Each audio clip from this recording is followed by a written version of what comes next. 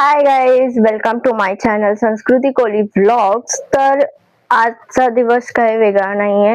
आज अंगारिका आहे आणि आपण जसं लास्ट व्लॉग मध्ये तुम्ही बघितलं असाल, मी बोललेली की आपण बनवणार आहोत गणपती बाप्पासाठी मोदक. तर आपण ते मोदक बनवूया. आणि एक माझी छोटीशी स्टोरी आहे जी मला माझ्या आजीने सांगितलेली, ती तुमच्यासोबत शेअर करेन. अँड येस, तर चला आपण बनवूया मोदक. चलो.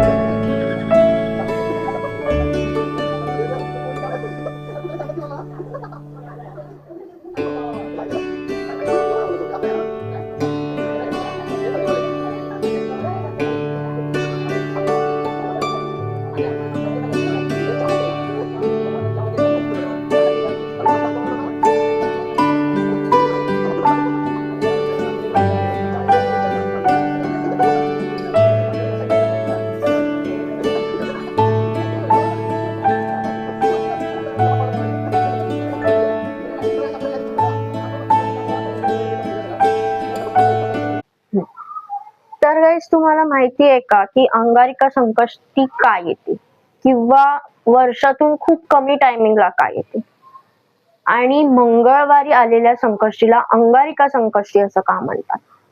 कारण अंगारिका नावाचा एक भक्त होता गणपती बाप्पाचा आणि त्यांनी खूप वर्ष बाप्पासाठी तपश्चर्या केलेली आणि त्या गोष्टीचं वरदान म्हणून आपल्या बाप्पानी, आपल्या लाडक्या बाप्पानी त्याला वरदान दिलेलं की मंगळवारी म्हणजेच तुझ्या दिवशी जेव्हा माझी संकष्टी येईल त्या दिवसाला तुझ्याच नावाने ओळखलं जाईल, म्हणून मंगळवारी आलेली संकष्टी ही अंगारिकेच्या नावाने ओळखली जाते. आणि हो, अंगारिका ही अशी एक आणि अंगारिका हे असं एक व्रत आहे की वर्षातून आलेल्या अनेक संकष्टी केल्याने जे पुण्य मिळतं ना, तेच पुण्य इक्वली अंगारिका संकष्टी एक केल्याने भेटतं. सो ही अशी स्टोरी आहे अंगारिका संकष्टीची, जी मी तुमच्यासोबत शेअर केली. ही माझ्या आजीनी मला सांगितलेली. सो ह्याच्या व्यतिरिक्त किंवा कोणती नवीन स्टोरी जर तुम्हाला माहित असेल तर ती नक्की शेअर करा कमेंट बॉक्स मध्ये. ही मला माहिती असलेली स्टोरी आहे. आणि आपले मोदक रेडी होत आहेत. सो हा अजून एक मोदक रेडी झालाय, तर बघूया, फटाफट करायचं आहे बिकॉज आपल्याला हे मोदक बाप्पाला दाखवायचे आहेत.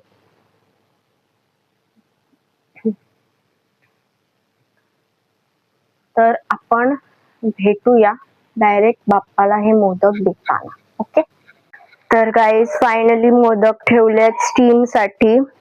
उकडीचे मोदक आहेत, उखडायसाठी ठेवलेत. येस, आणि आता थोड्याच वेळात आपण ते उखडलेले मोदक मस्तपैकी गरम गरम प्लेट मध्ये काढून गणपती बाप्पा समोर दाखवूया.